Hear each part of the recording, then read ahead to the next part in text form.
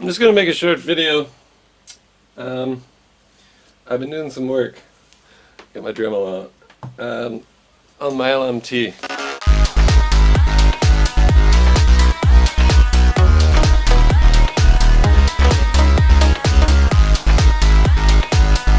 I tried to get trail axle housings because these axles are weak. There's a two-piece back to them, and that makes it split somewhere in around there. But on mine, if you take a look, you'll notice there's a bunch of carbon in there. And so what I've been doing is cutting little strips of carbon and shoe gooing it. First I used a different glue and they just snapped off. So I've been shoe gooing little pieces of carbon on the back. And what I'm doing now is I'm flipping them around. I got both front and back done with little strips. And what I'm doing now is I am going to put carbon braces here because the whole axle flexes. So I figure stiffening up this part, that won't hurt either. And I have my 3mm thick twill carbon here. A sheet of this, A4, cost about $50 where I got it. So I'm going to cut it using my Dremel, a little cutting wheel. Now, these things are very brittle, so if you go crooked in carbon, carbon's quite hard, it'll snap. I keep breaking them because I set it on the floor, I'm not using it, and there's already a chip out of that one. So hopefully this works because it's my last one. I've gone through like 6 of them. So I'm going to cut my carbon sheet, and then I have marked where I'm going to cut it across. So we're going to cut, it's going to make it wider, and now I've just scored a little line. We're going to make it a little bit less wide.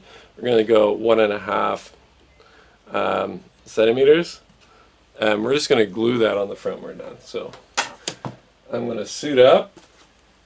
This carbon is dirty. Put on my mask, put on my safety lenses, and we're ready to go.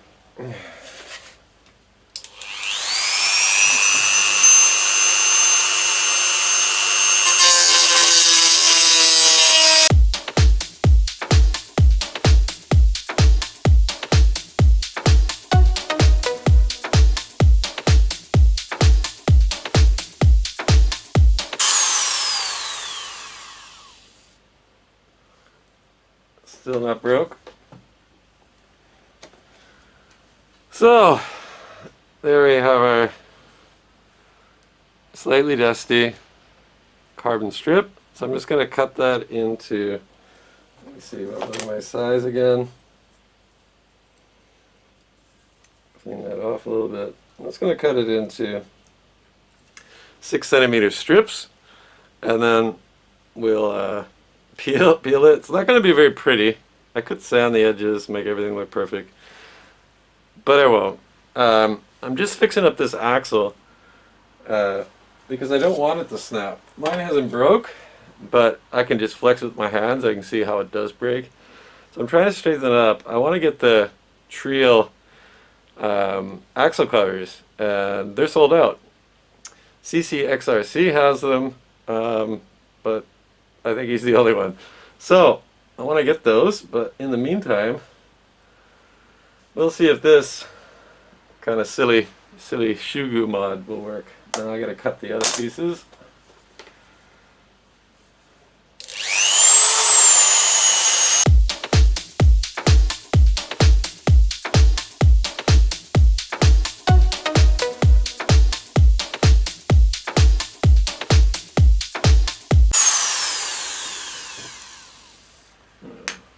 Spare piece. And we didn't break the end. That's good. Alright. Got the piece back. Looking a little dusty. A little bit dusty. Alright. I don't need these anymore. These are great, by the way. These are 3M. These are the reflective ones because they don't have the clear ones. You can also get them tinted. These are my favorite safety goggles. Alright. So use these to clean up the chassis, so there's no oil. Oh, this is heavy. So there's no oil residue on it, and all I'm going to do is just glue them on the front face, and we'll see how that works. I'll do this first so it dries out with the alcohol wipes.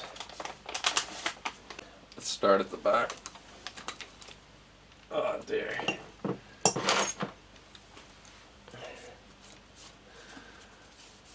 Yeah, so that'll dry off. I'll take little pieces. So what they're gonna do is they're just gonna be in here, and that's it. A little bit of bling factor on the build. Let me peel off the protective plastics. Alright.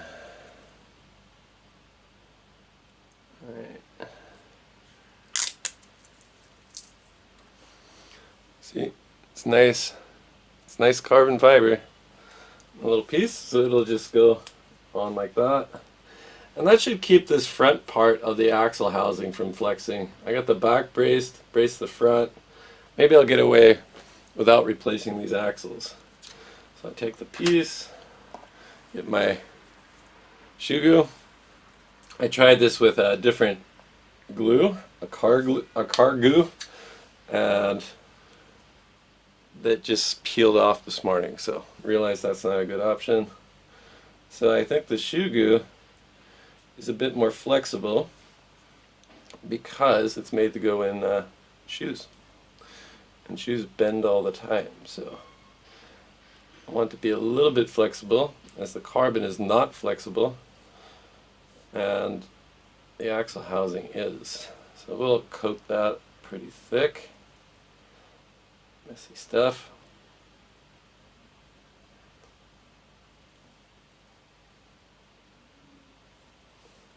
Alright.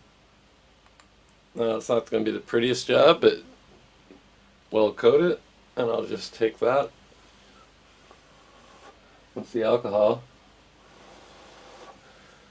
has dried, and I'm just going to let it get a little tacky, and we're just going to stick that on like so. It's really easy to do because this section is flat. Just putting a flat piece of carbon on, squeeze it in there, extra Shoe Goo coming out. And there we go, we got the first one on. Now, I'll put the rest on.